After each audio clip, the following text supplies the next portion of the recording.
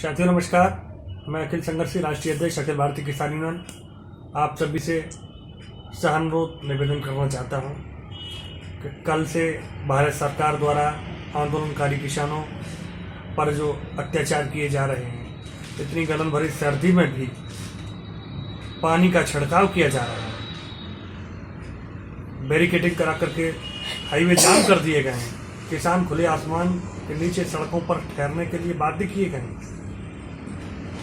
आज इस देश का दुर्भाग्य है कि देश का किसान नौजवान अगर देश के प्रधानमंत्री से मिलने के लिए दिल्ली के लिए आता है तो उसे बीच रास्तों पर ही रोकने के लिए मजबूर कर दिया जाता है। हिंदुस्तान के अवाम का अब कोई अधिकार नहीं है कि अगर उसके खिलाफ आप अत्याचार कर रहे हैं, आप उसके खिलाफ कानून बना रहे हैं, आप उसकी जमीन को हथियाना चाह रहे हैं, आप उसे लुटने के लिए खुले बाजार में छुड़वाना चाह रहे हैं, आप उसकी व्यवस्थाओं को अव्यवस्थित कर रहे हैं और वो अपनी पक्ष को रखना चाहता है, वो अपनी बात को करना चाहता है, वो आपसे मिलना चाहता है, आपके पास इतना समय नहीं है। उसके उलट आप उन्हें सड़क पर रात के अंधेरे में खुले आसमान के नीचे रहने के लिए छोड़ देते हैं। आज केंद्रीय कृषि मंत्री का बयान आ रहा था कि हम 3 दिसंबर को मुलाकात करेंगे। आज भाई क्या कहीं अमेरिका चले गए हो क्या? पूरे हिंदुस्तान का किसान का प्रतिनिधित्व आज दिल्ली के इर्द गिर्द पड़ा हुआ है, दिल्ली के चौहद्दी के आसपास लेटा हुआ है और आप उसी दिल्ली के बीच सेंटर में बैठे हुए हैं और उसके बाद आप कहते हैं कि 3 दिसंबर के बाद मुलाकात करेंगे। इससे ज्यादा दुर्भाग्य हिंदुस्तान के किसान नौजवान का कुछ और हो नहीं सकता।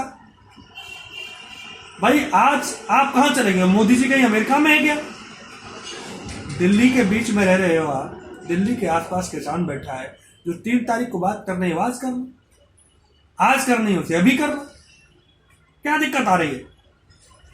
सही बात यह है कि आप पूंजीपति उद्योगपतियों के यहाँ इतने जबरदस्त बिक गए हो कि आपको किसान की आवाज, आवाम की आवाज सुनाई नहीं देती।